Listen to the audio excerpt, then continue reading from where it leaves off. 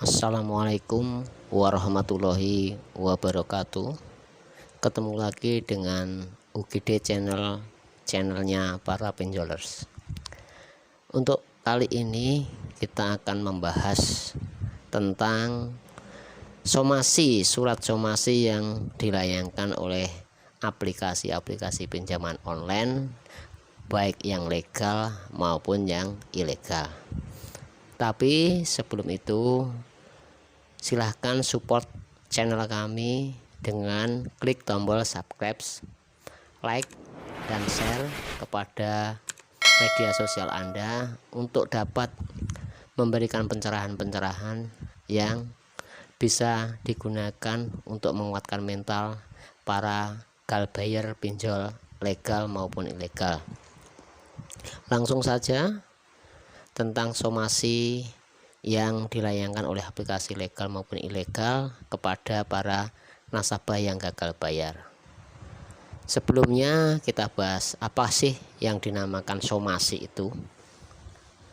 Somasi yaitu surat peringatan atau surat meminta keterangan lebih lanjut kepada Anda tentang prestasi atau ingkar janji sesuai kesepakatan awal Anda kan hutang.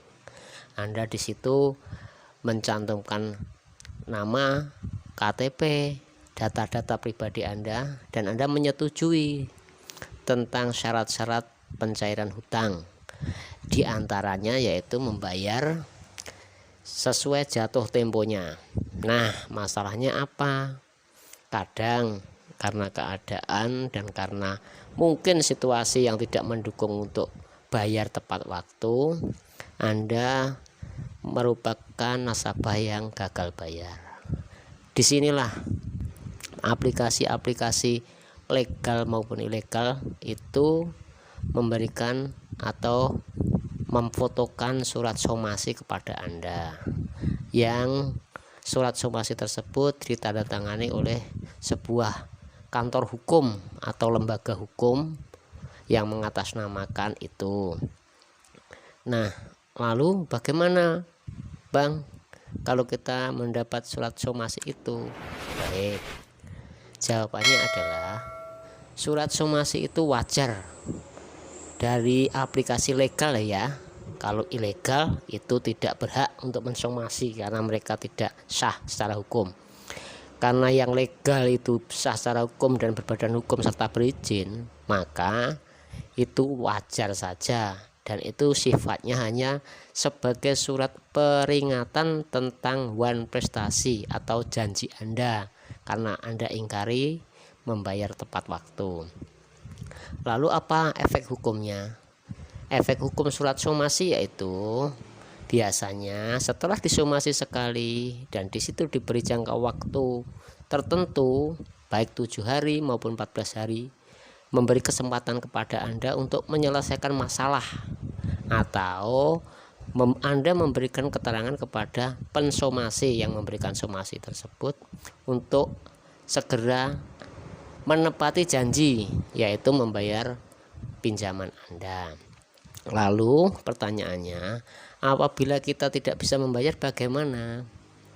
Biasanya akan dilayangkan lagi surat somasi yang kedua, dan apabila masih surat somasi kedua tidak ada tanggapan dari Anda, biasanya mereka akan mengajukan tuntutan perdata ya. Perdata, ingat perdata, utang piutang itu, ke pengadilan negeri. Dan nanti Anda akan mendapatkan relas yaitu surat panggilan dari pengadilan negeri untuk disidangkan tentang masalah perdata hutang piutang Anda.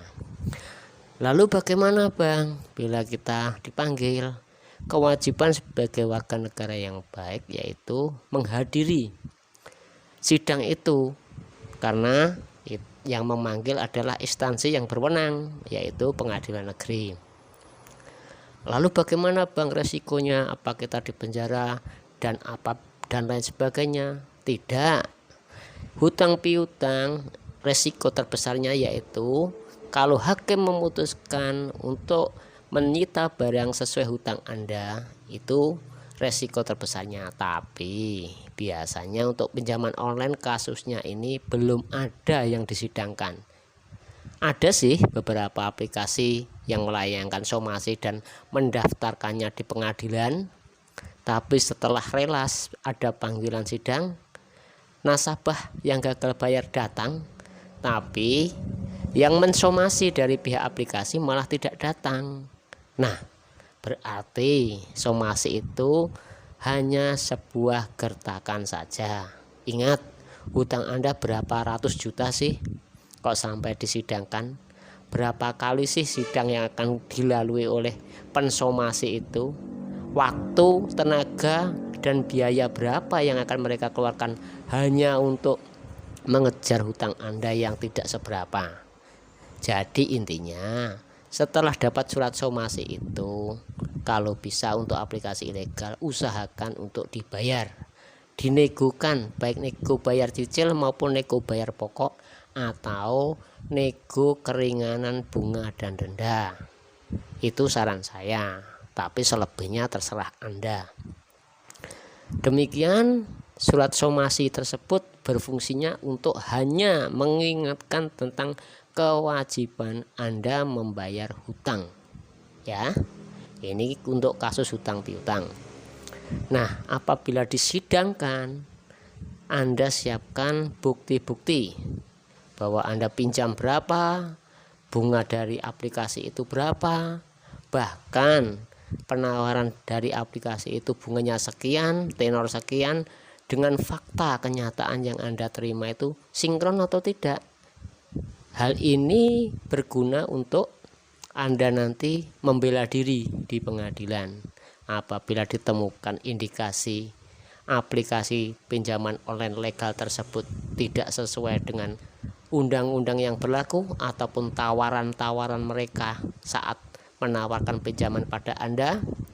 Ini merupakan celah untuk Anda bisa menang di pengadilan. Lebih lanjut tentang hal tersebut nanti kita bahas di video kami berikutnya. Makanya jangan lupa dukung channel kami, support channel kami dengan subscribe ya, biar kami lebih semangat mengupas tentang pinjaman online yang ada di negara kita. Demikian, billahi taufik wal hidayah, semoga bermanfaat. Wassalamualaikum warahmatullahi wabarakatuh.